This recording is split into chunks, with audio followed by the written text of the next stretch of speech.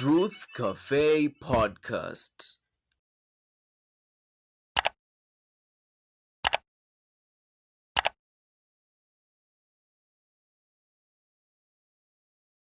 Hello everyone, welcome to Truth Cafe Podcast with me, Tito Karis. Alongside Wam.boo.i, Willy. Another week, another day, we are here, manze. September inaisha. Another time, take two. If you know, you know. Aye. Kingfisher, panty remover. Asemangi panty remover. Anasemanga nini? Panty remover. Aye. Sawa kuko. Amaliziangi panty remover. Sasa mtoto wa Adija. Sawa, wewe ni mtoto wa nani? Kwani mjuangi? Wewe ni mtoto wa Mutei. Usijaribu, don't you dare. Hey, Mejja is having a good run in the music industry, man. Yo, but what you know what I found crazy is he said doesn't charge people for collaborations. Walai. Imagine, I watched him on Bonga na Jalas. Akasema, so for all the collaborations he has done, Ajalipisha mtu. He goes in a collaboration. But ni anasemanga anataka collabo. Yes, na pia wana reach out wengine. But anasema ni ile design ya he goes in a collaboration knowing how it's going to benefit him. So nisa hata kulipisha but anakuwa amepiga hesabu yake one. Lakini aliambia Jalas maybe now now moving forward I may start charging because I think for him pia ni ile kitu ya he didn't plan for this. But I'd like to know how much people pay for collabos. I would really like to know. Naughty Flow said 100,000. Hey. So Benzema limlipa 100,000. Ama hiyo ngoma ilikuwa ya Naughty Flow. Hakumcharge apparently. Alimkula. Mimi nakwambia wazaniona they like throwing shade at each other. Right? So Naughty Flow said, I know. See, for Benzema it was a vibe, and I know even if I could charge him, I know he couldn't afford. Wow. Hata mimi ndo nilimtumia fare. Lakini sawa, what's the fuss? Let me tell you, and let me speak to men. Let me turn out to be Aoko. You know Aoko? Wewe msana kona kizungu na nusu. Goja kijana. Goja, relax. Tulia. Haya, carry on. So let me be another Aoko. Hivyo by the misi wenyu. Sawa. Usinishushi hivyo kama mimi ni broko mdogo. Hush. So let me try and be Aoko here. Wow, wasichana wenye wanakujanga wanajipiga kifua wanajifanya I can afford you. I can afford kula hiyo pesa. Mtu akikuja na kifua kwambia ati you can't afford me but I can pay for your fare, bro. Pay fare. Now imagine, pay fare. It's the same way as ladies react. Ukikuja wewe ni kijana unajifanya vile uko na pesa. Tutakula pesa yako, bro. Tutaikula. But I love that lady. Yeah, me too. I love her. I like her. I don't love her. I like her. I love her work, to be precise. But kisungu too. I watched her on the Wicked Edition with Dr. Kingori. So alikuwa nazima huyu mama mwingine. Anita Raey hakuwa na content. Anita hakuwa na hadi ilifika pale kaanza tu kucheka. No, option ilikuwa mbili, either cheke ama alie. Either cheke ama aseme I'm not ready to have this conversation. Yeah, I'm not ready. You know but she was like, you see this is I was watching those things. I was like a commentator. Unaona vile kuna commentator kwa football. Kazi ni kuongea ki happen. Nilikuwa tu napostia watu kwa status. I'm like, what's Kamenuka. It was amazing though. It was amazing. Yeah, and then after that she went to 10/10. Did you watch that? No. Jesus Christ. That one was ratchet. Aliambia watu sijui let me do what hizo vizungu zake mzito. Let me do what to this fuckery on national TV. But you see, national. You know Shonarwa? I think I know her. Some light-skinned lady. Amenyoa nywele. No, I mean, really. Avanga wig labda. Yeah, but I think she has short hair all the time. No, I see her on Twitter with the short hair. And I think if at all that's the one I'm Go and look for that video. It's somewhere. Yeah, 10/10. I've seen it. It's just that I keep on skipping it. But I didn't watch it. You need to. I will watch it. But it's, I'm gonna try and get an excerpt of Aoko talking so that you try and understand what we are talking about. To at least mjue huyu mwanadada tunayomzungumzia hapa. President of the boy children. We mtetezi wa wanyonge. It was about time. It was about damn time. But I love the passion that you talk about us. Can we adopt you as one of us? No, for real, because the passion is too... I wish you could... When you start doing talks, and I think you should try the Middle East. Saudi Arabia, where women were actually just recently allowed to drive. Yeah. Because when it comes to oppression, generally, their world, Kenya, of course, tumesonga mbele kidogo. We're in 2020. Things have changed kidogo, but they are. And that's why I've confined my message to Kenya, because Kenyan women are very privileged. Very privileged. If you go to Rwanda the other day, Kagame, arrested teenagers because they were twerking on Instagram. If you go to Tanzania, there are things that you hear celebs in Tanzania, you're arrested even for just, for comedy. If you go to some of this, there are things women cannot do. Women in Kenya have the privilege to be whatever they want to be, to soar and flourish, and get into these spheres that they feel is men dominated. But what they do, they want to be socialites. Okay. They want to be very basic and rudimentary and simplistic, and then they want to turn around and blame men. That is the nonsense I'm not buying. Anyway, we were speaking about music, and I was saying how Mejja is having a good run, man. Yeah. All the collaborations he has done, there's no bad song. Yeah. No bad song whatsoever. He's so flexible. He gets into all genres of music, and he kills it. Kuna ingine umesikia ipakua with Jovio. Oh, you need to listen to that song. Kuna kalala nasema nikupiga hadi unyambe.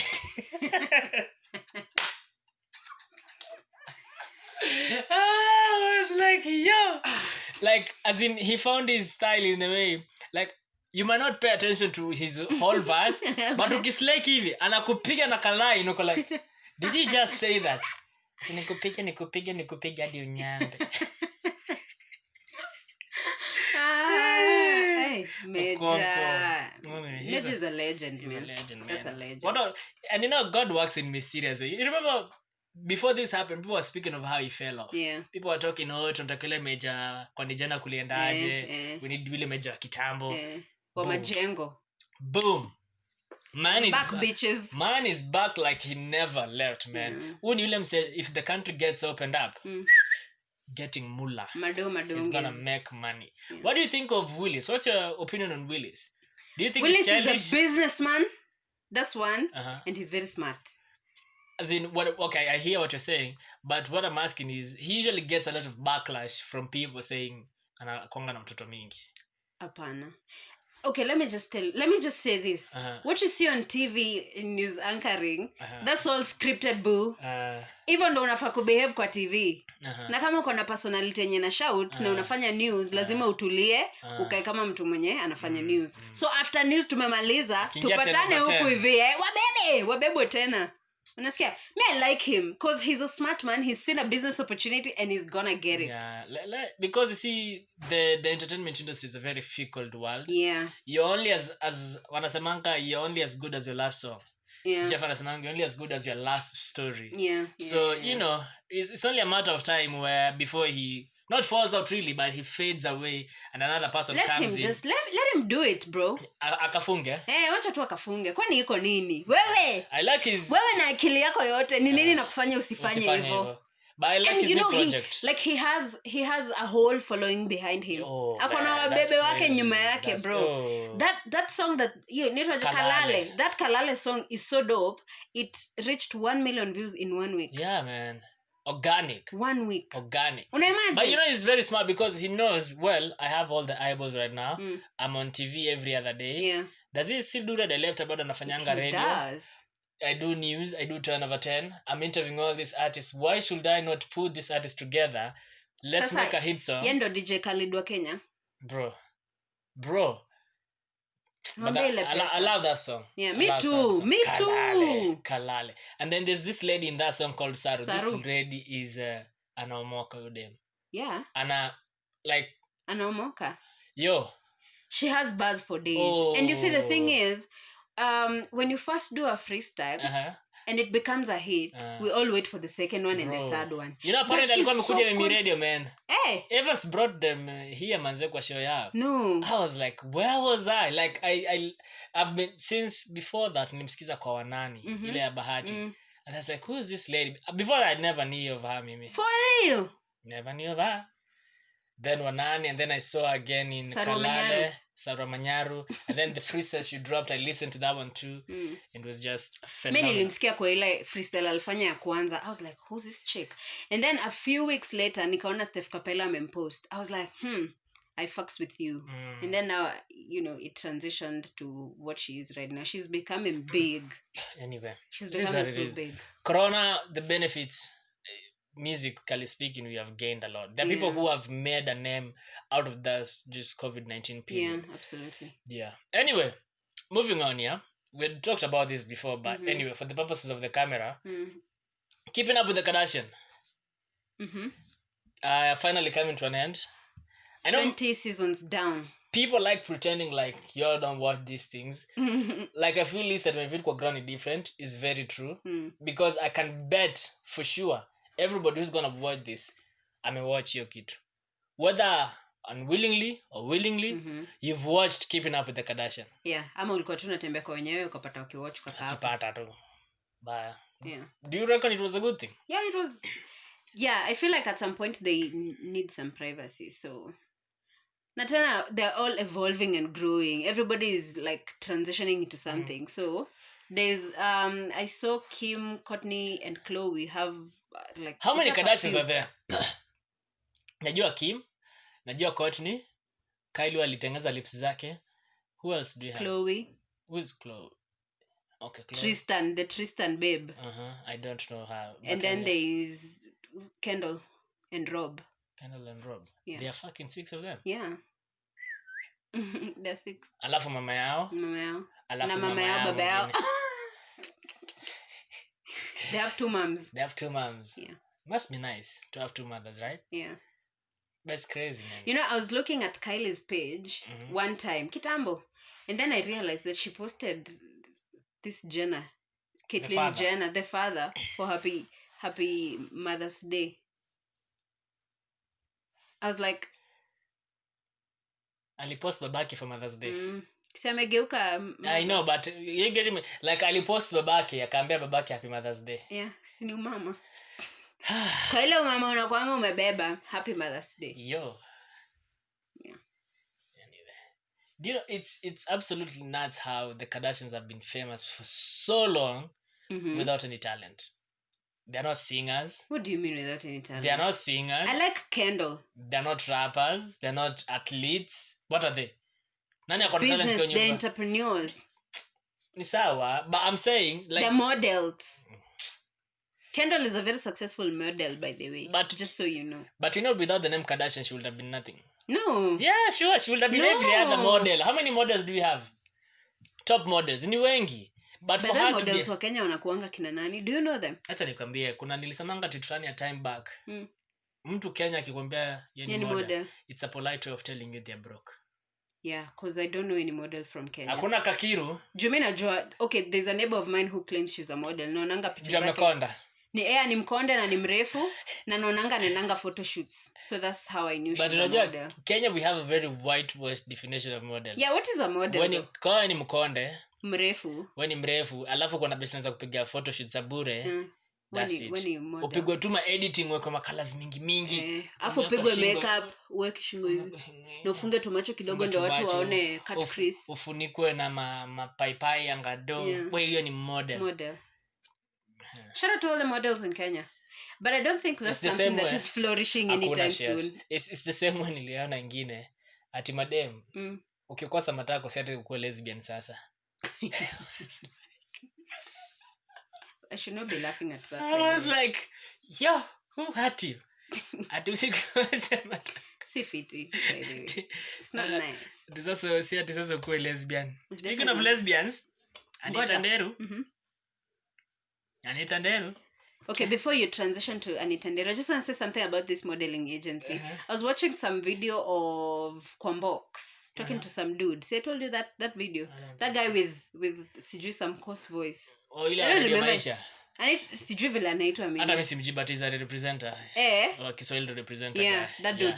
So I was watching that video and she was saying that at one point in her life she was a model and she won sijui Miss whatever. Yeah, she won. And then the people of Ashley's stole that crown away from her and like wakamtoa na wakaandikisha kwa makaratasi that she failed. Yeah. So I feel like the gatekeepers of these modeling agencies, as far as international ninis are concerned, are the ones who don't push our flag uko mbele. Yeah. And then ile pesa yenye alishinda kwa hiyo award walichukua at is for funding an event or what not. That's why we don't see more of Kenyan models and whatever. It's because of those people managing. Anyway, it is what it is. Yeah. Nakwambia Kenya ni shamba la mawe. For real. As in unasikianga shamba la mawe for real. And you can, I was looking at Maju. Like there are people who like create content online, yeah, like different kind of content, and they've now stopped creating that content and gone into music because music pays like nobody's business. So I was thinking, huku Kenya ukijaribu kuacha kitu moja tuingilie kwa muziki before hata hiyo muziki kulipe, I would like to have a sit down with Tanasha Donna. Nisikie kama hii muziki imemlipa so far. Not really, but you know what's the difference? Like Majuva nimesema, most of these countries are more developed and they have structures that have been there for a while. Yeah. Like, I kid you not, if you go online on YouTube, at times I'm on YouTube, I see a song that has almost 20 million views. I've never heard of that person. Yeah. Didn't know they exist, but there must be something for 20 million people to view you. Yeah. You get what I mean? Yeah. Mama Ju. Of course, Maju, Kenya, bro. Ninakumbuka ukiniambia Billie Eilish. I'm like, how don't you know Billie Eilish? Yeah, and because of the structures, some of them don't even need to go mainstream, but they will have deals. Yeah. They perform. They will have their own concerts. 1,000 people will come, but they're not mainstream. They don't have their music played on radio. It's not even on TV. But when you go on Instagram, they have followers. YouTube, followers. Where? Followers. They're like mini famous in their countries or even regions too kidogo. Even these people who do cover songs. Big time. They're blowing up. Kenya wanapiga cover song ni hivyo tu. Shapotea. Like I know of artists who have known them through doing cover songs, and that's what they do. Yeah. Cover songs, they have merchandise, they get money from streaming services. It's and then it doesn't take them so long for them to blow up. Man. Because I was looking at mtu kama Zini Manase, sasa anafaa kuwa na over 100,000 followers on Instagram. Tuanzie tu hapo. But she's nowhere close to that. But it's Kenya. It's Kenya. But that lady is talented, by the way. Yeah, she is. That lady, honorable shout out to her. Shout out to she's but you know, that's what happens. But you see, for her, really, it's because she started from outside. Yeah, and came back in. And still on that note of content creation, did you see this other lady, man, from Kenya, Elsa Majimbo? She got a deal from Fenty. No. Mukiendelea tu kuhate kwa huyu mtoto. Walai. While you are still hating on this young lady at 19, I don't know, but 20 she's hilarious. I like her. She got a deal from Fenty. That's so dope. They posted on their Instagram everywhere. Ni brand ambassador sasa. I don't know what the part deal is, but she's doing something with Fenty. But you see, the thing is, anyway, it's crazy. Yeah, congratulations to her. Bro. Crazy. Like people are like, enyewe. Omoka too. Omoka. Because you see, Kenyans have this tendency. Kenyans think unaza huwezi omoka bila wao. Literally, this lady has proven otherwise. Yeah. Because her big fan base though is South Africa. Yeah. Which is crazy. I don't know how even she has an audience in I South know, Africa. Right? I just don't know. But somehow it happened. But she's winning. Love to see it. Happy for her. Here for it. Oh, it's absolutely amazing though. You'd love to see it. Yeah. There was something I wanted to say that and you cut me short. LGBTQ, Anita Nderu. Yeah, apparently Anita Nderu came out saying she's a lesbian. No, she's not. She came out. She's been trending. Have you been on Twitter of late? Yeah, but that's not what she said. What did she say? She said she's LGBTQ pro. What does that mean? That means she believes in such a thing and she's not one to condemn such a thing. There's a difference. She's not one. She's had a boyfriend for a long time. And that's why many people are getting confused. Mkona shida, imagine. Amjui kusoma. So she's not gay? She's not gay. She still loves shtick. Yeah. She still needs some meat in her life. She has some Hindi dude. She needs some meat in her life. Bro. She cannot be vegetarian. Yeah. Amekataa kuwa vegetarian. Acha kula nyama. Well.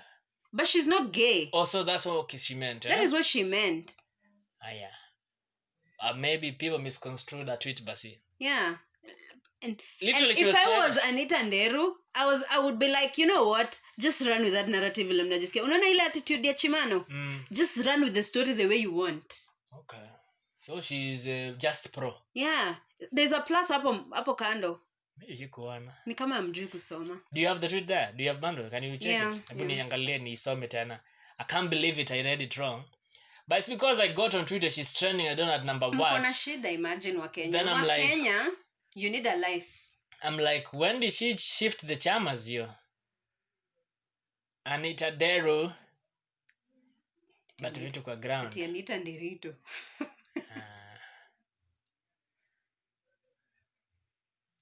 Social media. But we've had this discussion about LGBT for a while in here. I hope my kids never have to go through what I've gone through for being LGBTQ+. Okay. Amjui kusoma wa Kenya. LGBTQ pro. Okay. So that's it. And namjua wa Kenya wakuangi keen. Yeah? When she trended the first time because of that clip that she posted from her overdressed cook, show, she came out and she posted some, like, I don't know if I should call it some press release or a tweet or whatever.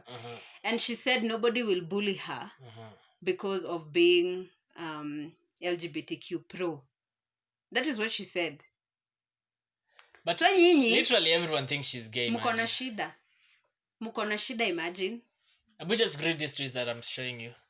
Literally, that's the narrative we are going with. That's what we believe as Kenyans on Twitter. But hiyo chama it has a long way to go. Kitambo kubaliwe huko. I just can't. Kitambo kubaliwe? Yeah. Na siangeandika pro, mimi sikuona hiyo plus mimi. Kila mtu anasomanga Kenya nataka. Lazima kuwe na number 1 and number last guys, kwa for class. the record, Anita is not gay. Anita is not gay. She is a very handsome man. No. Very, very handsome man. A Hindu dude. Okay. It's crazy though. Alright. Njue pia nye mkwangi serious. Hata mimi ningekuwa Anita ningekuwa like, wah, lakini ni sawa. But I feel like there's a lot of pressure as far as Anita's life is concerned. Why? Because she comes from a family of Kikuyus, and you know this Okuyu and our parents' generation does not want to hear anything about LGBTQ. And after the last episode that she did of Overdressed Cook, she's not come out with any other episode. So I'm thinking she's going through something. Like it's become so rooted. Ameshindwa to move on. Anyway, it is what it is. If you choose to fight for something, there'll be consequences. So brace yourself. Brace yourself for it. Anyway, it's crazy though. I thought she said she was gay. No, she's not.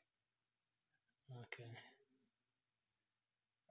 LGBT, blah, blah, blah. Just a minute. I'm trying to see her tweets and what she's been saying about all this. Well, okay. Alisemea wapi? Alisemea Instagram. Yeah, kubulia. She will never bow down to pressure.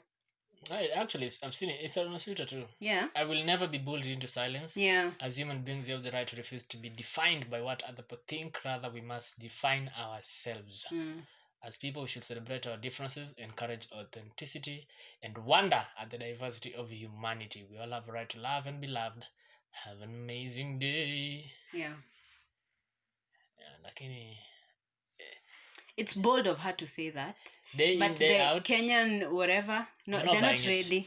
They're not ready in, to have that conversation. Day in, day out, I'm more convinced as Kenyans we have a problem. We are not ready to have this discussion. Yeah. I don't see us having or getting. Kama maju US, they've had this thing for like the democracy is like 400 years old. And bado they don't accept LGBT. Sembuse sisi in Kenya. Sembuse sisi. This African conservative thing. Not so soon. Not so soon. Not so We're only 50 years old, Nani. Only. Wacha kutuzeesha, please. Only. So we're not ready to have such conversations. and you see, and that's what I'm saying. A country like US, they're like 400 years plus. Na bado. Like these people are being discriminated. There's violence towards them and what not.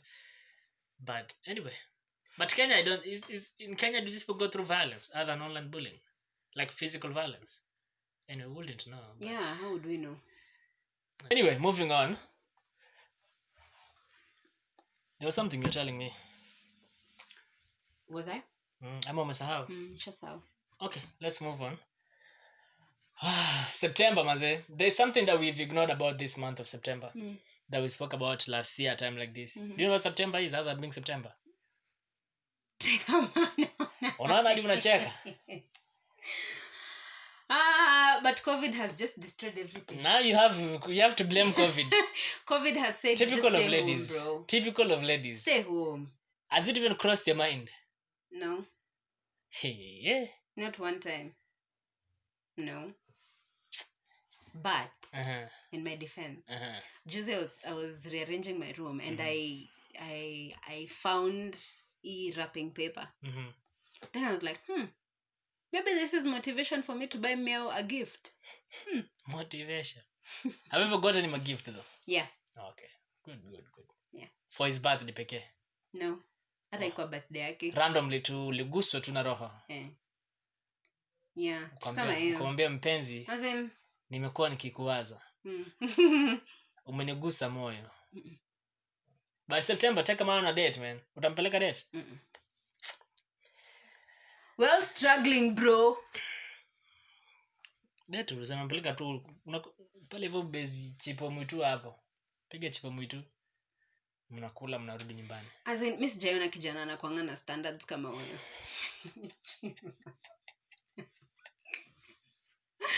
I'm like, who's the man here? Utajitetea ukiwa upande gani mia? Unakubali mashtaka mbele yako? Anakuanga na standards zingine hata mimi sizielewangi, lakini sawa. Yesu aliamua atanipea huyo ni sawa. Oh, I have a report. So I went for the ratio that I was literally saying up here. You remember? Waste of my time. Sema waste of my time. Talk to me. And then I was excited. Waste of my time. So those people came in at 3. Who now? See those ones. The guys. Yeah. The grooms. Yeah. Na wanafaa kuja saa ngapi? Mapema actually ndo tufanye activities zote. Amkupige fine. Like ama rurashia kunanga fine. Iko. Like there is. Kuna kuanga nazo. But what happened? Vile walikuwa wamekuja kama wamechelewa na kuko na curfew na sijui watu wanaishi sijui wapi. Walipita tu kama wameenda huko ku negotiate. The next minute they're coming out na wanaimba tu na hiyo story kaisha hivyo. I was like, is this how a Russia should go? Yeah. Waste of my time. Yeah. Na vile nilikuwa nimepiga drip. Mpiga luku. I was like, wasted outfit, wasted shoes, wasted nails, waste of my time. Walikuja saa 9 yani. Imagine. Na mlikuwa mmepika nini? Lakini ni juu. And you cooked. So my mom alisema ni juu walikuwa wanaogopa. Naogopa nini? Wanaogopa kama tutawapatia msichana. Like this thing happened so fast. Msichana, why am I airing our dirty laundry? Mbona mnaogopa msichana? Akona mimba. Msichana no. Mnaharakisha process. No. Msichana wanaendanga kwa kanisa yenye haikubalingi rurashio za mbio hivyo na uwezi olewa sijui na mtu mwenye sijui ni wa kanisa gani sijui ni. Kwanza that's bullshit. Yeah, that's tuongelee story siku nyingine. Yeah, that's bullshit. So even when the rurashio was happening, there's no one from their church who came. It was just family and friends. What the fuck is that? Yeah, I agree. So after the rurashio, by the way, my mom told me how watu hawatarudi kwa hiyo kanisa, wamefukuzwa hivyo sasa. Juu ya kuoa. Fucking hell. Like, I was just like, is this a church or a cult? I don't get it. Yeah, so... Are you kidding me? For real? Yeah. Jesus. So that's how it is. Mimi nakwambia, these denominations are just fucking up Christianity. Yeah, I agree. Unajua hii denomination ya kina chess by the way wakubali mtu wa kanisa ingine? Lazima uelewe na SDA? Yeah. Walai? Yeah. You need to be an SDA for you to be married by an SDA. For real? Yeah. That's some fuckery. I've never understood. That's some fuckery, right? I've never understood. But anyway, whatever you believe, man. whatever makes you sleep at night. Funny enough, we were having this church discussion with Chess last night. And in conclusion, I was like, unajua, at the end of the day, when it's all said and done, tutapatana mbinguni ama kwa shetani. Njenye tu utapitia. You see, it's one of those things, like tukiwa shule, unafanya exam, ushaifanya exam, unatoka nje, wewe ulipata 90, mimi niko na so, yule alipata 50. Na the answers tuko na A. No. Oh. Like we've questioned the same, but we all have different answers. Yeah. Lakini msema kweli ni nani? Results kirudi. Because tutabishana, uniambia hapana, unajua uko na hii nini, wewe upata 80. But when the results come, okay, nani alipata? Who was right? So that's the same way I see about this domination thing. Wewe pigania huo wenyu, pigana huko, tutapatana mwisho. When it's all said and done. Tarumbeta ikilia. Yeah. Tutaongea. But other than that, mimi sinanga hiyo nguvu mimi. I really literally let people. But that's some fuckery. That's some fuckery. In fact, my brother jana usiku alikuwa anasema ati wakifanya harusi, wakienda kwa kanisa kufanya harusi, sijui hatuwezi ingia kama tujafunika kitambaa kwa kichwa. I was like, you know what? I'm not even going for that wedding. Tenda kwa reception. Sasa harusi pia itafanywa kanisa yenu sasa. Now, that is what so we do. So, explain this to me. This guy, is he from your church or the other church? Okay, now let me explain. Pour the tea, sis. Our church, tuseme mimi na wewe ndo tunawana. Our church was the same church. To me example really. Our church was the same church. And then now it broke into two. So moja breaking into two does not mean mlikosana. No, the church was too big. But why were they saying mwezi gende wamefukuza church? Susikie. Okay. So I don't know what happened after this two church broke. Watu wa kanisa hawafai kuoleka na watu wa ile kanisa ingine. Sina kumbizi ni beef tu. Haya. So this chick ni wa church, ni huyo mwanaume ni wa ile kanisa ingine. So watu wa church ya msichana hawatamkubalisha yeye na familia yake kurudi kwa kanisa kwa sababu tulisema hakuna kuoa kwa ile kanisa na mumeenda mkafanya that, you've done exactly that. So hatutaki story yenu. So that is what is happening. So we don't even know in whose church the wedding is gonna happen. Juu uko of course hawezi rudi. Sasa hatujui kama uko side yenu mtakubalishwa. Kijana yako na kakitu. Kijana ni graduate. Familia yetu hatujuangi kama uko na kakitu. Bora umesoma. Hapo pengine pote tutapata. Because you know why? Kama kuna kakitu, fuck all this. Yeah. Just disappear. Yeah. So long as your family and this family and that all is what are cool. happens. That is what happens. Yeah, me I wouldn't stress out. Churches. I wouldn't fucking stress out. Amutaki kunio AG. Piga sick. So long as I've made peace with both families. Yeah, now we're okay. I'm easy. These churches can go to church. Yeah. I want to say to go to hell, but you know. And I want to say this. I want to say this, and I don't know how true this is. Please don't come at me, you pastors. I'm not one. There is nowhere in the Bible that it is written a pastor had to preside over a wedding. Nowhere in the Bible. You can prove me wrong down in the comments. Forchari will come for you. Come for me, my brother. I'm ready. I am ready. Come. Hakuna mali imeandikwa. Nowhere. I wouldn't. It's not Billy of late, but I don't remember that one. Nowhere. Anyway, we shall revisit this in the next episode. Absolutely. And I finally got to know how the Rorashia thing works and the criteria that they use to determine the mahari. So in Kikuyu culture, I'm not talking about any other culture because I'm not that. In the Kikuyu culture, a lady is normally bought for 99 goats. So the price of one goat depends on the family. Akikuja muone nyinyi mko na kakiru, mbuzi moja. Mbuzi mtauza venye mtajisikia. Mnaweza hata mbuzi hata milioni. Upon, okay, yeah. It depends. Wakikuja muone nyinyi mko na kakiru, wanaweza uzia 5,000, sijui ngapi hivyo. Depending on, and then haufai kulipa. So we had this conversation and we were like, usiuze msichana sijui kama kiondo or something. And that is exactly what my mom told me. Hawezi uza msichana kama kiondo. So you can't pay the whole amount in one meeting. Yeah. So hata kama uko na hiyo do utaigawa utakuwa ukilipa in denominations hivyo. Okay, I hope you learned a thing or two if you plan to get married. 99 goats.